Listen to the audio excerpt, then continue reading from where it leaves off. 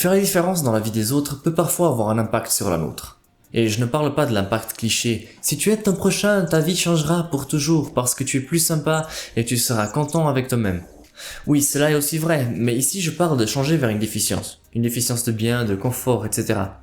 Pour comprendre ce que je veux dire, lisons cet extrait de Marc 12.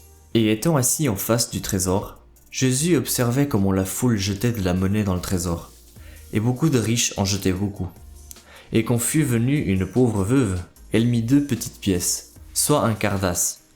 Appelant ses disciples, Jésus leur dit « Amen, je vous le dis, cette veuve pauvre a mis plus que tous ceux qui ont mis dans le trésor. Tous, en effet, c'est de ce qu'ils ont en abondance qu'ils ont mis, mais elle, c'est de son indigence. Elle a mis tout ce qu'elle avait pour vivre. » Les riches ont donné beaucoup plus que la pauvre veuve. Mais alors, pourquoi Jésus se concentre-t-il sur ce petit don plutôt que de faire remarquer toutes les vies qui seront changées grâce au plus grand don? Bien sûr, il ne faut pas ignorer l'impact dans la vie des personnes aidées par les grands dons. Mais ici, Jésus nous montre l'importance de l'impact dans la vie du donateur. Ce n'est pas la quantité l'important ici, mais l'intensité. Cette pauvre dame a tout donné, limitant ainsi sa vie pour aider celle des autres. Les riches ont donné plus d'argent, mais leur vie ne sera pas impactée par cette action, étant donné qu'ici, ils ne donnent que ce dont ils n'ont pas besoin. Et vous, à quel point êtes-vous prêt à donner? Êtes-vous prêt à faire la différence dans la vie des autres, en sachant que cela va impacter la vôtre? Il y a un exemple dans la Bible qui montre une réponse négative à cette même question.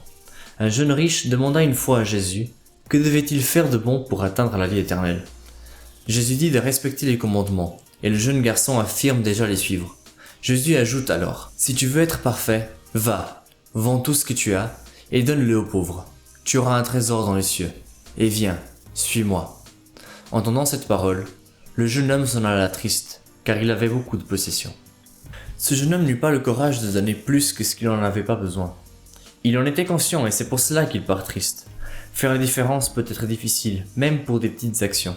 Et c'est donc quelque chose qu'il faut vraiment vouloir faire. Tu es du même avis? La quantité ou l'intensité? Qu'est-ce qui a le plus de valeur? Lequel fait le plus de différence? Rejoins la discussion dans les commentaires et nous nous retrouvons lors du prochain indice à la question « Comment puis-je faire la différence ?»